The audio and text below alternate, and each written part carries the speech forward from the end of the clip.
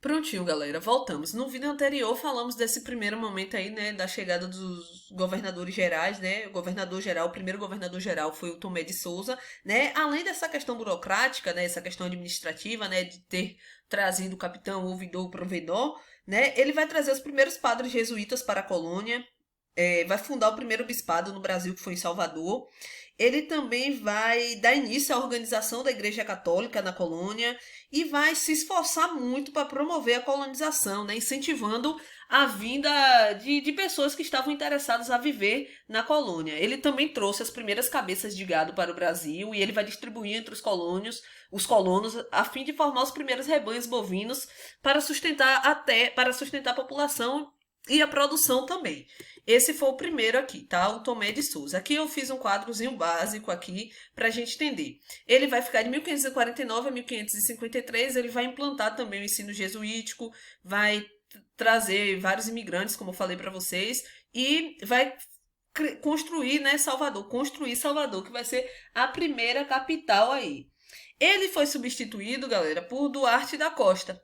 Duarte da Costa vai ficar de 53 a 58, vai fundar o Colégio de São Paulo. E o governo dele, galera, é o seguinte: ele foi responsável por trazer vários padres jesuítas daqui para o Brasil, entre eles o José de Anchieta. E assim, os padres jesuítas eles foram importantíssimos assim no processo de colonização, porque, por exemplo, o José de Anchieta ele foi o responsável pela criação da primeira gramática de matriz linguística tupi.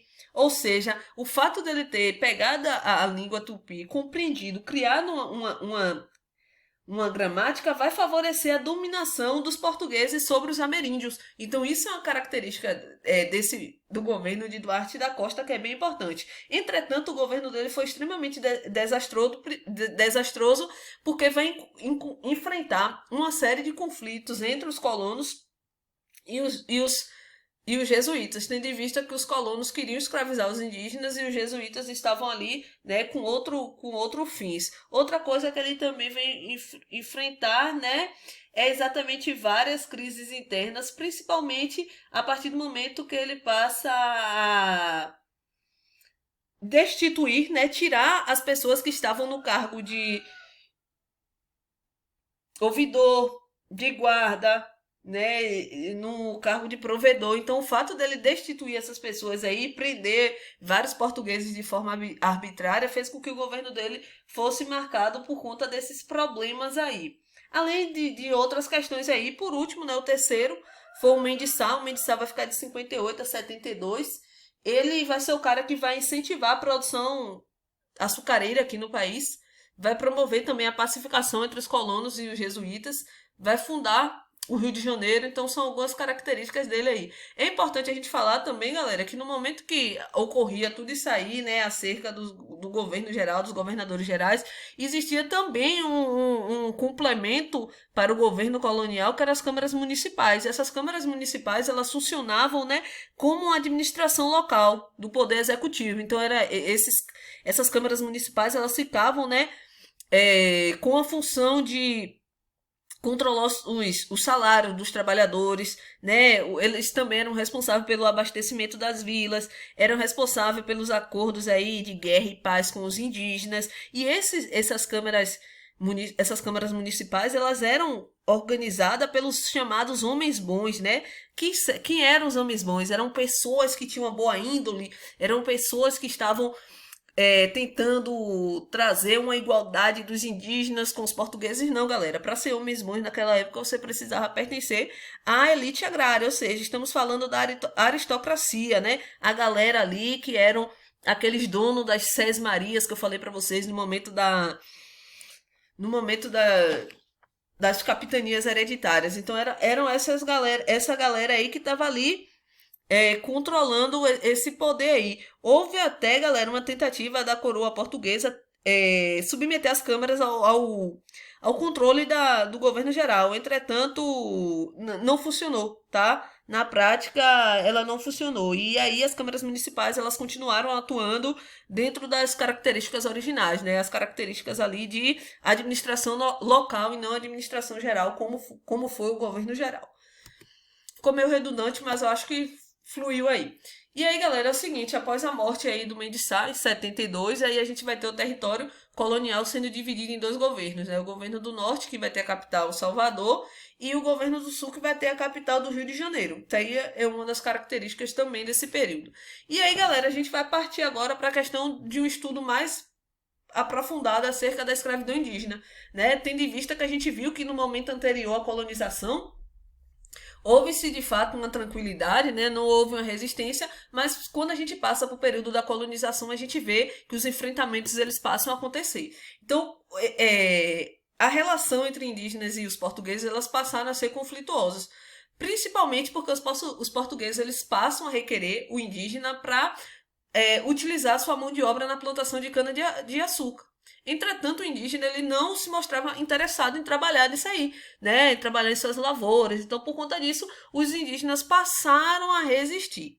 E aí, o que é que acontece? Qual foi a forma dos portugueses conseguir escravizar esses indígenas? A primeira forma encontrada por eles, além de forçar o trabalho, foi o seguinte: esses colonos eles iam lá, criavam alianças com outros grupos indígenas, ou seja, dois grupos indígenas que eram rivais. Esses grupos indígenas eles entravam em guerra, aconteciam as guerras intertribais e a partir daí a gente vai ter uma escravidão indígena muito forte aqui no país, né? Tudo isso tendo em vista que precisava de mão de obra para poder fazer valer a produção da cana-de-açúcar. Entretanto, em 1570, então não demorou muito, a gente vê que essa escravidão ela começa a meio que perder fôlego, ao menos através das leis. Por quê? Porque em 1570 o rei de Portugal, né, o Dom João III, ele foi lá e assinou um documento que vai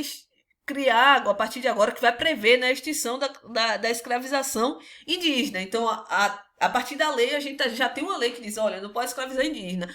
Entretanto, galera, essa mesma lei aí, que dizia que não era possível escravizar os indígenas, ela trazia algumas nuances aí que possibilitava, sim, a escravidão desses indígenas. Como, por exemplo, existia uma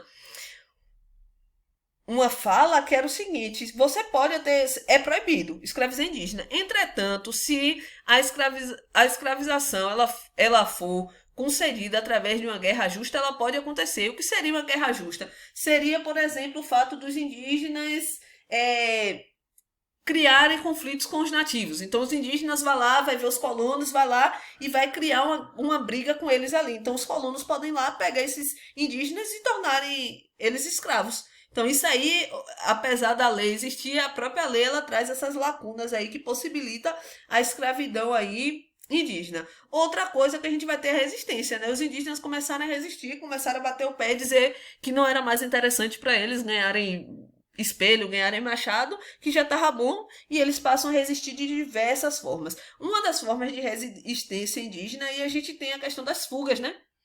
As fugas, vamos escravizar indígena, massa. Só que o indígena conhecia todo aquele território, então para ele era muito fácil fugir daquele território. Então isso acontecia constantemente, né? Outra característica aí desses indígenas nesse período colonial, a gente tem a mortalidade dos indígenas.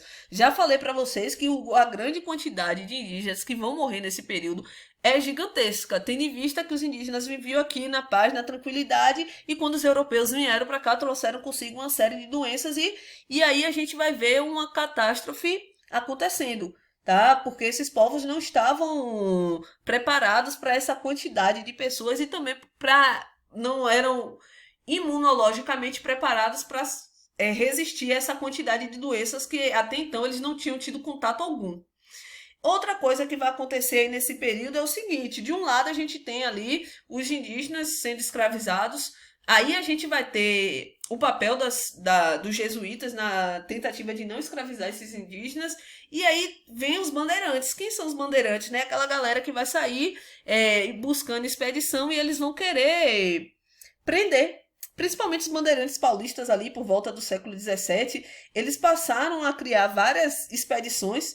Essas expedições eram expedições bem específicas. Eles buscavam basicamente as missões jesuíticas. Eles chegavam lá onde os padres jesuítas já tinham chegado, já tinham conversado com os indígenas, já tinham implantado o aldeamento. Os indígenas já estavam, digamos que, mais tranquilos. E aí o que acontecia, né? Essas expedições buscar esse indígena, porque para eles era mais fácil a comunicação. Então, os bandeirantes, eles enfrentaram diversos conflitos aí com a própria com as missões jesuíticas aí, principalmente na região sudeste e sul. Por conta disso, essas bandeiras, né, esses bandeirantes, esse momento dessas expedições, eles ficaram conhecidos como bandeiras de pré-ação, né? Então, o momento que os bandeirantes ali de São Paulo, eles saem em busca de indígenas que já estavam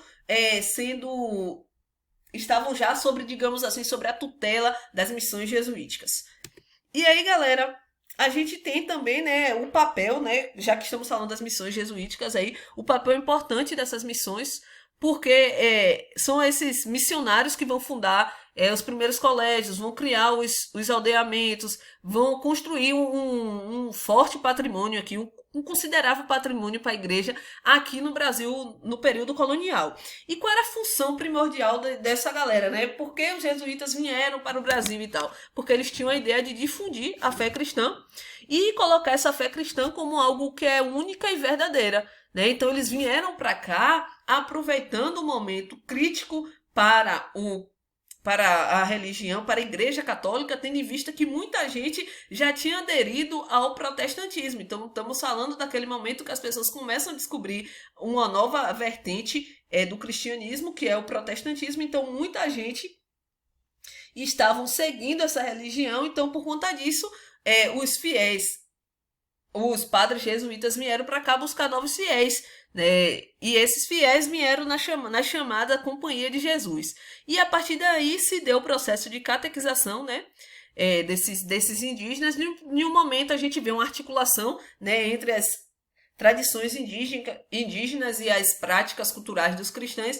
Entretanto, a gente também percebe que a cultura indígena ela foi abandonada em nome do cristianismo. Por que foi abandonada em nome do cristianismo? Porque os índios que tinham toda a sua organização religiosa, talvez a gente não possa nem chamar de religiosa, né, mas que tinha seu culto a seus deuses, né, a sua adoração à natureza, eles passaram a ter contato com o cristianismo e a partir de agora, segundo os jesuítas, isso era extremamente importante porque era através desse processo de catequização que eles se tornariam filhos de Deus. E assim, nos jesuítas eles eram contrários à escravidão, à escravização. Sim, eram contrários e tal. Entretanto, eles também não discordavam da violência se ela fosse aplicada aos indígenas tidos como infiéis, aqueles que não estavam seguindo o cristianismo. Então, olha aí, né, as duas percepções. Os caras vieram para cá para catequizar. Massa, excelente. Né? Eles não queriam que houvesse violência, que não queriam que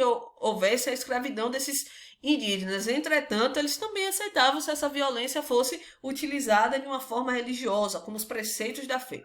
E é muito comum a gente ver os conflitos acontecerem entre os jesuítas e os bandeirantes. Os bandeirantes tendo em vista aí que os bandeirantes estavam, de fato, na busca por... Não era qualquer indígena, não, para se tornar escravo. Ele tinha uma concepção de que o indígena do aldeamento era o ideal aí, porque ele já estava mais tranquilo, já estava mais aculturado, digamos assim. E aí, galera, a gente volta no próximo vídeo aí para falar da economia, né, na sociedade açucareira, falar também da escravidão negra, certo? Então, voltamos já já.